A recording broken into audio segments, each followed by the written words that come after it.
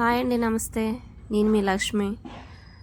Chicken curry ఒకసారి ఇలా try చేసి చూడండి, చాలా టేస్ట్గా వస్తుంది. ప్రాసెస్ చూద్దామండి. కేజీ చికెన్ని ఉప్పు పసుపు వేసుకుని వాష్ చేసుకుని మంచిగా పక్కన పెట్టుకోవాలి. దాంట్లో ఒక కప్పు పెరుగు వేసుకుని అరచెక్క నిమ్మరసం వేసుకుని 2 స్పూన్స్ కారం, హాఫ్ స్పూన్ పసుపు, 1 స్పూన్ ధనియా పౌడర్, సాల్ట్ సరిపడినంత, హాఫ్ టేబుల్ స్పూన్ జీరా పౌడర్ తీసుకుని మంచిగా కలుపుకొని మ్యాగ్నేట్ చేసుకుని పక్కన పెట్టుకోవాలి.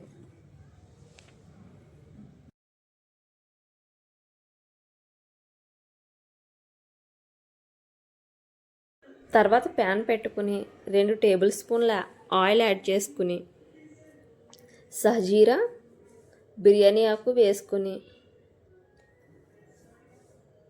కొంచెం వేయిన తర్వాత పచ్చిమిర్చి కరివేపాకు వేసుకొని మనం ముందుగా కట్ చేసి పెట్టుకున్న ఆనియన్ని వేసుకోవాలి. ఆనియన్ని వేసుకున్నాక ఒకసారి కలుపుకొని మూత పెట్టుకోవాలి. ఈ లోపు మసాలా కోసం 2 దాల్చిన చెక్కలు, 4 లవంగాలు ఆకు తీసుకున్నానండి.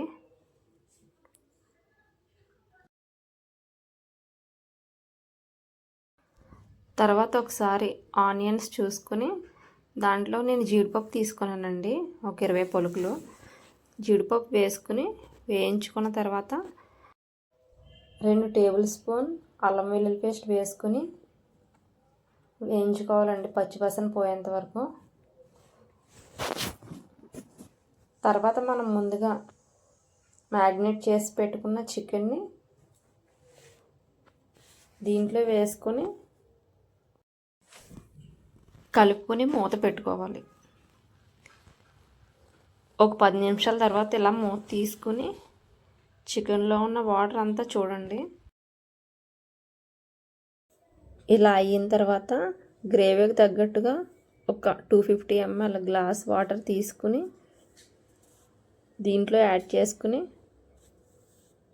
మూత పెట్టుకుని ఒక 5 minutes కుక్ చేసుకోండి.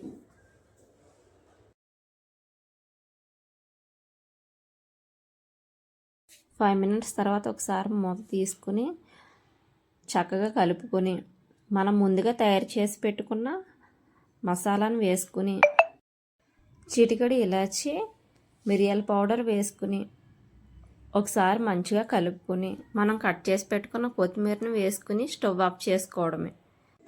అంతేనండి, ఎంతో సింపుల్గా చికెన్ కర్రీని ఒకసారి ఇలా ట్రై చేసి చూడండి, చాలా టేస్ట్గా ఉంటుంది. ఈ వీడియో కనుక మీకు నచ్చినట్లయితే లైక్ చేయండి, షేర్ చేయండి, సబ్స్క్రైబ్ చేయండి. ప్లీజ్ సపోర్ట్ చేయండి. Thank you for watching.